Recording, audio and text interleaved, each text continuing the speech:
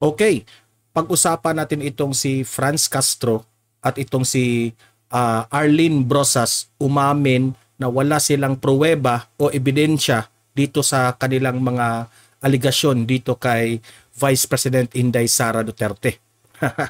So ngayon umamin na. Sa tagal-tagal nilang pag-aakusa dito sa ating Vice Presidente, ngayon umamin na wala pala silang ebidensya. Napahiya tuloy. So yan ang ating pag-usapan ngayon. Pero bago ang lahat, help me na i-like at i-share itong video natin para malaman ng taong bayan ang katotohanan. Okay? I-like, share para kakalat ito sa taong bayan. And sabay-sabay tayo mag-follow and subscribe. I mean, like and share. 1, 2, 3, go. Thank you. And also guys, i-follow na rin at i-subscribe ang Donmar TV para lagi kayong updated sa mga balita na kagaya nito. Okay? Sabay-sabay tayong mag-follow and subscribe. 1, 2, 3, go! Thank you.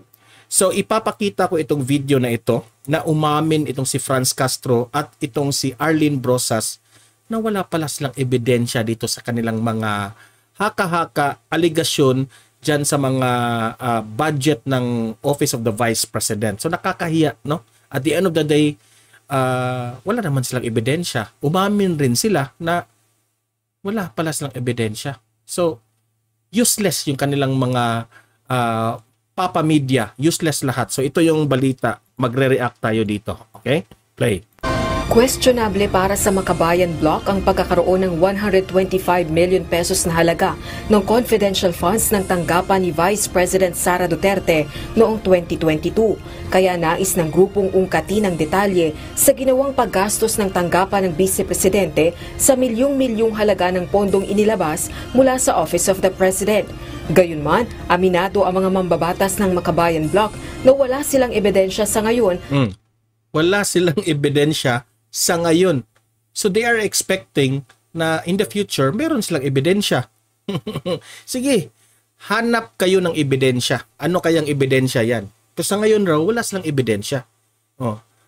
Ito yung mali ninyo, Franz Castro. Nag-una kayong nagdadakdak sa media. Nag-una kayong meron kayong madumi na isip. Bago inilabas nyo ang ebidensya. Wala kayong inilabas na ebidensya eh.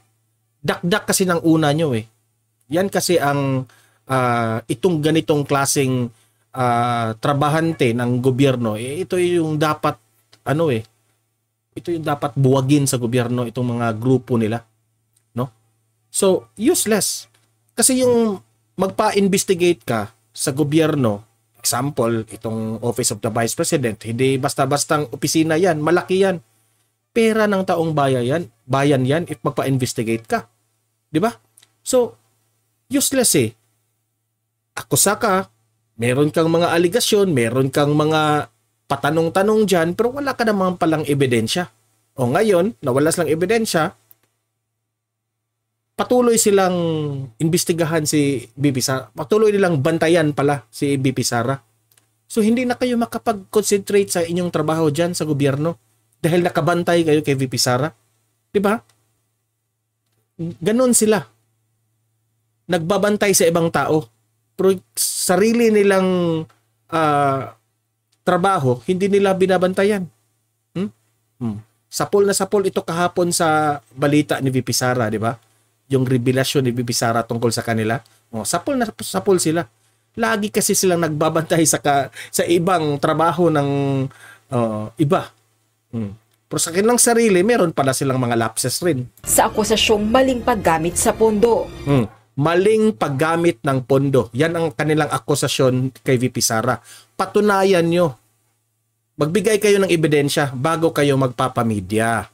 We have no proof right now. We have no proof right now. Yan ang sablay kayo. Wala pala kayong proof, so wag kayong mag-ingay. Yun kayo eh. Pero nakita natin yung mga ganong mga may mga questions tayo. Kaya meron kayong mga questions pero wala kayong proof. Kaya nga yung mga questions nyo in-answer ni VP Sara dyan sa Congress. So tuloy yung mga kaalyado dyan ni VP Sara sa Congress, tinerminate yung pag-investigate ng mga nyo. Kasi sayang ng oras eh. Nangunguna dyan si Congressman Sandro Marcos sa pag-terminate dyan, sa pag-investigate dyan sa confidential funds na yan ni VP Sara. So ayan tuloy, kayo nagagalit. Ang hindi nagustuhan ng taong bayan sa inyo, yung isip nyo, dumi. Nangunguna kayo sa kadumihan ng isip eh. Gusto nating magtanong eh. Kaya nga gusto nating mag-ungkat kung ano talaga. Gusto nyong mag-ungkat. What if mapatunayan na wala talagang ginawang masama itong si VP Sara? Nagsayang lang tayo ng pera sa gobyerno. Yung nangyayari dito. Yung sinasabi nating pruweba, dahil nga ito... Yung sinasabi nating pruweba, saan? Meron kang dokumento? Ilabas nyo. Picturean nyo. Ilabas nyo sa media. Yan ang maganda. Pero wala. Nga. Franz Castro, nga. Saan na yung ebidensya mo? Ay confidential at hindi natin ma-scrutinize, hindi alam din ng ating Hindi ma-scrutinize dahil wala kayong ebidensya. Kababayan itong paggamit ng confidential fund, kaya ayaw nga natin ito. Ayaw nyo kasi alam nyo na kung saan gagamitin yung confidential fund.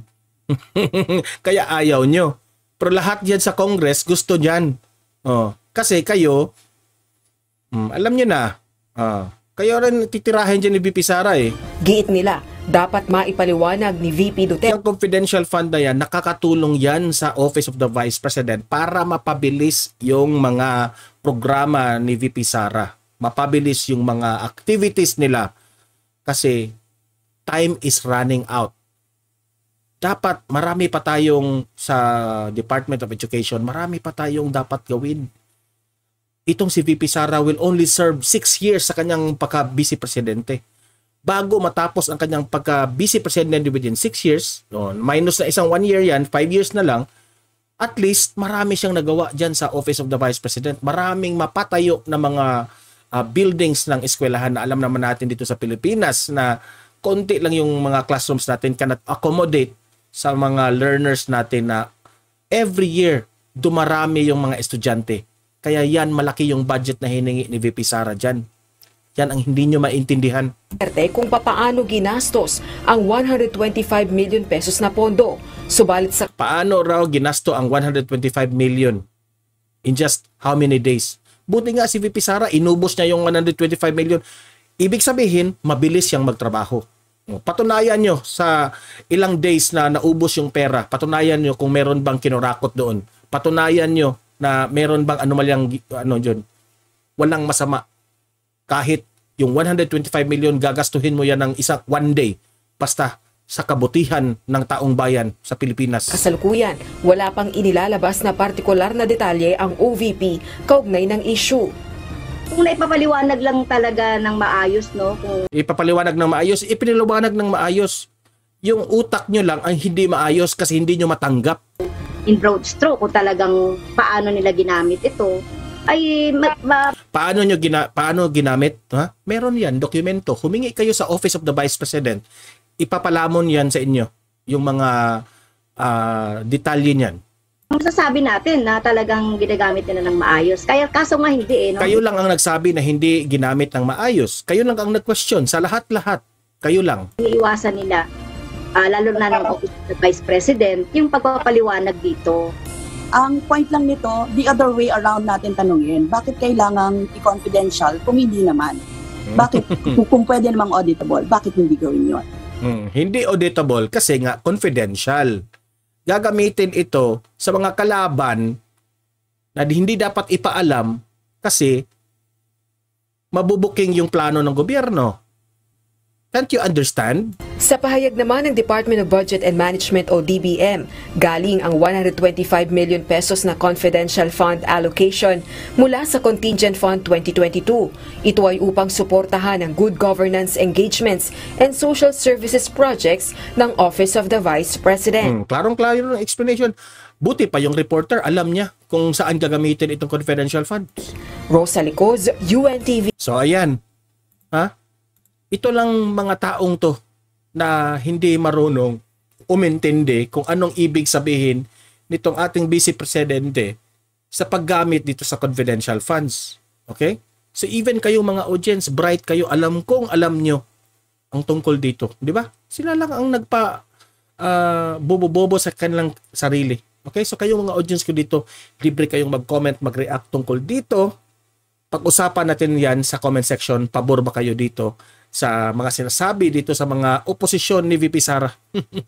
Palpak na naman kayo. Okay? So comment, react kayo guys. Pag-usapan natin yan. Like, share this video para marami ang makaintindi tungkol dyan sa confidential funds na yan ng ating OVP. Subscribe, follow Don Mar TV para lagi nyong mabantayan yung mga update tungkol dito. Okay? So guys, see you in my next video. Have a great day. God bless inyong lahat.